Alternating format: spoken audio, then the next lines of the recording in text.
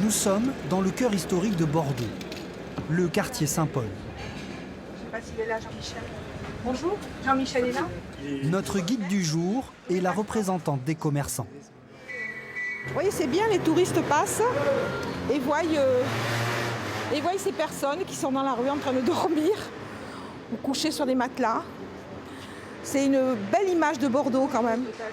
Daniel Pendanx nous emmène maintenant à quelques mètres de là, dans cette rue qui cristallise toutes les tensions du quartier depuis des mois. Ils savent qu'ici, ils peuvent se doucher. Voilà, la porte est fermée, il faut qu'ils sonnent. Dans le collimateur des commerçants, les consommateurs de crack. Chaque jour, ils sont une centaine à frapper à la porte de cette association.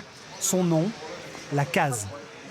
Même à l'heure qu'il est, ils sont encore là, avec leurs sacs. La Case est ce que l'on appelle un CARUD, un centre d'accueil et d'accompagnement à la réduction des risques pour usagers de drogue.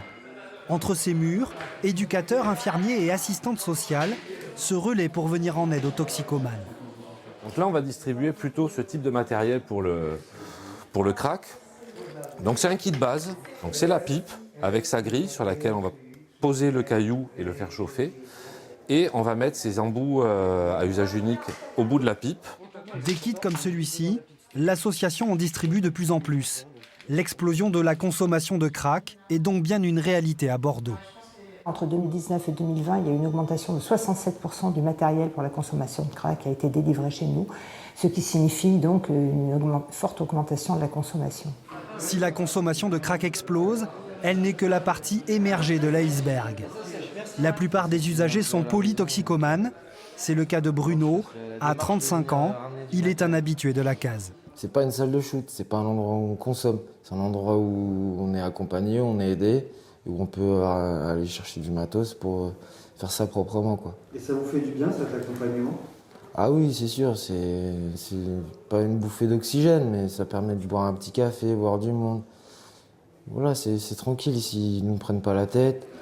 Tranquille à l'intérieur, mais à l'extérieur, certains riverains ne supportent plus ce voisinage. On a eu des agressions,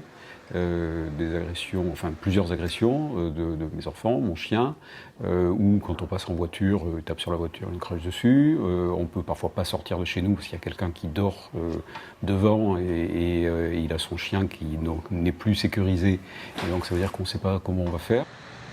Pour éviter alors que l'usage des drogues ne se fasse dans la rue, les professionnels de santé réclament l'ouverture, comme à Paris et à Strasbourg, des haltes soins addiction, appelées encore il y a peu des salles de shoot.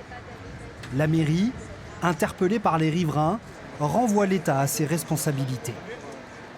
Toutes les grandes villes européennes ont développé des équivalents d'haltes soins santé ou des espaces CARUD beaucoup plus développés ou des salles de consommation, enfin on les appelle comme on veut.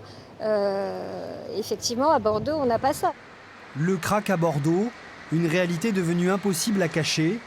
Selon l'association La Case, le nombre de consommateurs a augmenté de 50% en seulement 3 ans.